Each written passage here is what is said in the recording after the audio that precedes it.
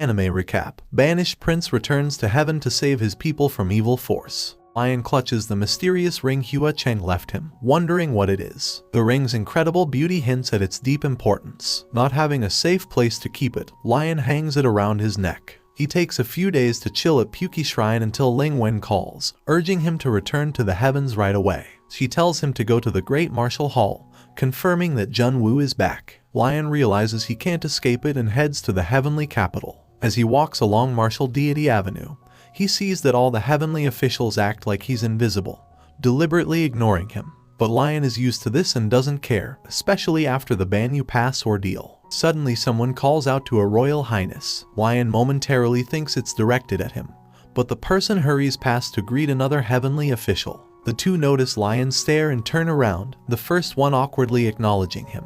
The other heavenly official offers an enthusiastic greeting before being nudged to leave and head to the Great Martial Hall. Lion eavesdrops on conversations and learns that the heavenly official, also a former crown prince, is Lang Qianqiu, the martial god of the East and former crown prince of Yang'an, the country that conquered Zional after its fall. Lion, knowing Lang Qianqiu had ascended and they would eventually meet, remains unfazed. Then another person calls out to a Royal Highness, but this time it's Ling Wen addressing him. She informs them that Pei Zhu is likely to face exile, a temporary banishment from the heavens. She also inquires about Lang Ying's whereabouts, but no trace of him has been found.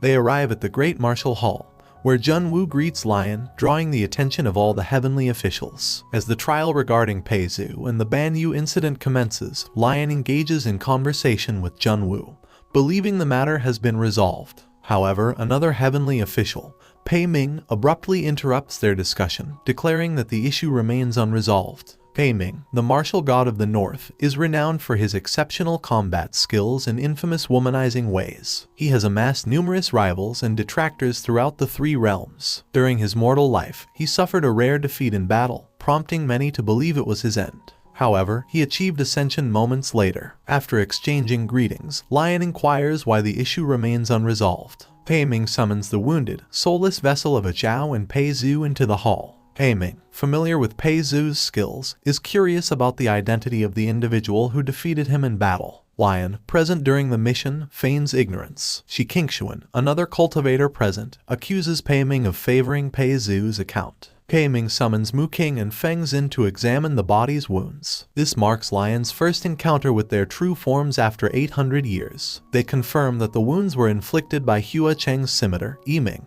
Shi Qingshuan questions whether Pei Ming suspects Lion of conspiring with Hua Cheng to frame Pei Zhu. But Pei Ming denies this, suggesting instead that Hua Cheng may have deceived Lion.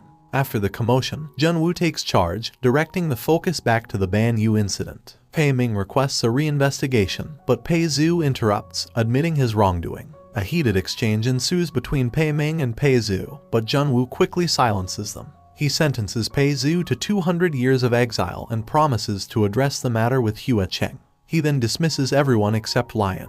Pei Ming warns Shi Qingshuan against interfering in such matters, but Shi Qingshuan retorts that Pei Zhu's actions are the root of the problem. Lion notices Lang Qianqiu dozing off during the meeting and gently wakes him. Jun Wu and Lion remain in the Great Martial Hall for a private conversation. Jun Wu observes Lion's maturity, reminiscing about their encounters 800 years ago. Lion struggles to let go of his past and fears becoming a burden, but Jun Wu encourages him to move forward and commends his efforts during the Ghost Bridegroom and Banyu missions. Jun Wu's faith in Lion's integrity prevents him from questioning his connection to Hua Cheng.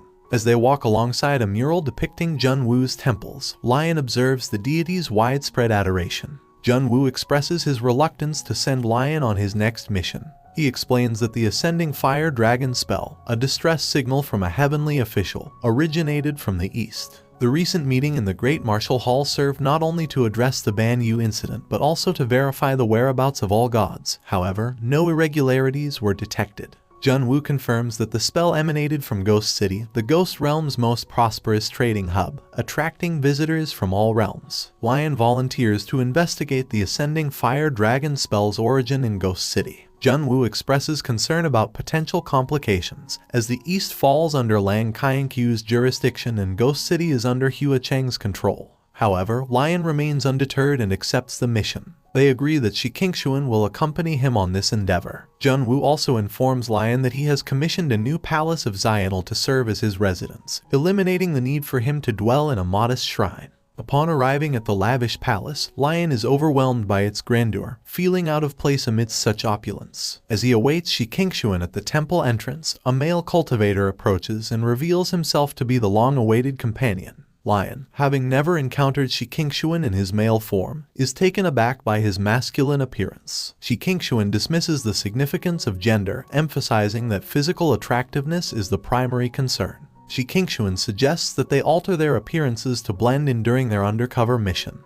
Lion, having recently encountered Wind Master Qingshuan in the previous chapter, delves into a scroll to learn more about Shi Qingshuan's background and familial ties to Water Master Wudu. During their journey from heaven to Ghost City, Shi Qingshuan expresses his admiration for his elder brother and disdain for Pei Ming and Ling Wen. He wishes his brother would sever ties with these individuals and avoid being associated with the three tumors of heaven. Shi Qingshuan transforms into a woman, explaining that he possesses greater strength in this form due to the devotion of his worshippers, who primarily revere Lady Wind Master. They await the arrival of ghosts bound for Ghost City at a graveyard and encounter a group of ghost women seeking facial treatments in Ghost City. They are captivated by Shi Qingshuan's flawless complexion and inquire about her skincare routine. Lion and Shi Qingshuan successfully enter Ghost City but become separated.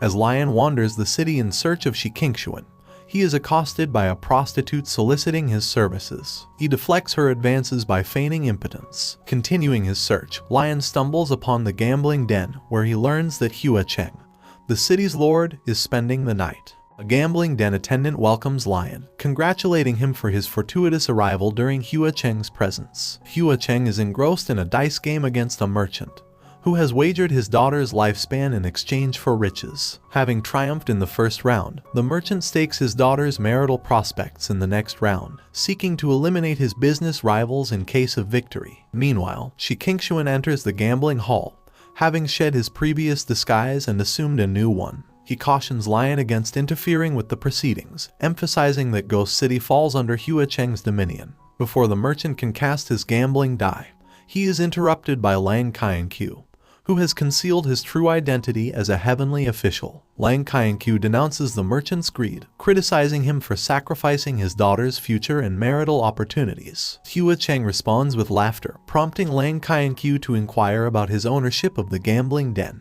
A voice from the crowd declares Hua Cheng's dominion over the entire city, leaving Shi Qingshuan stunned. Lang Qianqiu's anger intensifies, accusing Hua Cheng of lacking humanity for presiding over such a den of vice. Hua Cheng hints at his awareness of Lang Qianqiu's heavenly official status, causing both of them to panic over his revelation. Undeterred, Hua Cheng levitates Lang Qianqiu's body and suspends him from the ceiling, declaring that anyone fortunate enough to capture him can claim him as their prize. After consulting with each other, Lion decides to step up and place a bet at the table. He advises the ghosts to aim for the lowest possible dice roll. Lion attempts it himself and rolls 2 6s. An officer approaches and announces that Hua Cheng is modifying the rules, allowing everyone to bet against him. Lion volunteers to go first and is handed a black gambling cup. He feigns expertise by shaking the cup haphazardly. The bookkeeper relays Hua Cheng's observation of Lion's posture and offers to teach him. Hua Cheng emerges from behind a red curtain, revealing himself to Lion.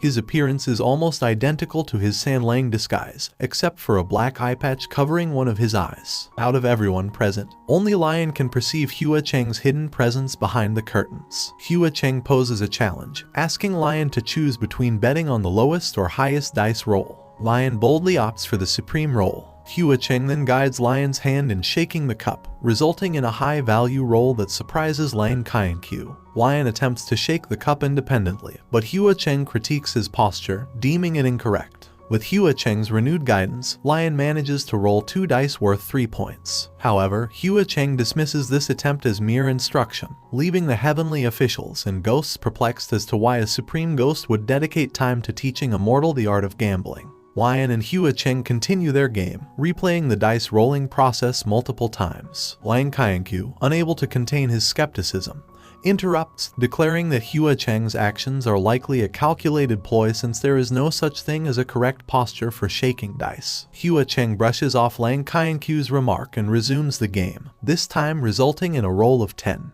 Hua Cheng then inquires about the stakes should Lion lose the bet. After a moment of contemplation, Lion decides to wager a half-eaten piece of bread, justifying his choice by acknowledging his lack of possessions that could pique Hua Cheng's interest. The final round commences, and Lion lands a roll of 2 sixes, securing victory over Hua Cheng. The ghosts celebrate Lion's triumph, attributing his success to Hua Cheng's exceptional teaching skills. Hua Cheng finally releases Lang Qianqiu from his grasp, and Lion rushes to check on his well-being. Shi Qingshuan, ever cautious, remains concealed within the crowd, maintaining his invisibility to avoid raising suspicion. Hua Cheng emerges from the shadows, and only Lion recognizes his true form. Lion, maintaining a detached demeanor, expresses gratitude to Hua Cheng for releasing Lang Qianqiu. However, he internally acknowledges that Lang Qianqiu's capture was a consequence of his disruptive behavior within the gambling hall. Lion attempts to depart with Lang Qianqiu, but Hua Cheng halts their exit.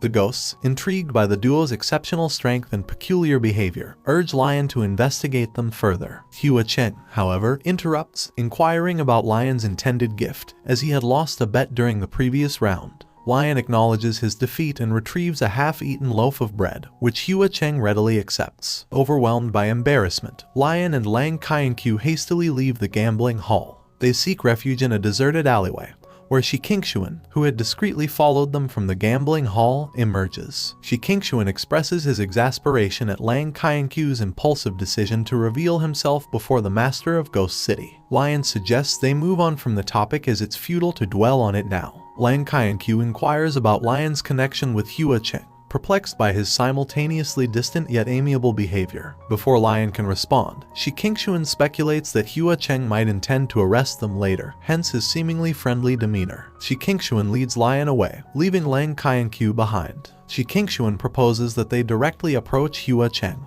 given their existing acquaintance, to facilitate their investigation in Ghost City. Lang Qianqiu, however, vehemently opposes Shi Qingshuan's suggestion of deceiving Hua Cheng about their true purpose in the city. He asserts that lying to a friend is unacceptable, and Lion, in agreement, nods in affirmation. Their conversation is abruptly interrupted by cries and a howl. A group of demons and ghosts frantically search for the bandaged boy. Like and comment if you enjoy this video. Subscribe to my channel for more anime recaps, and tell me what anime recap you like to see next in the comments below.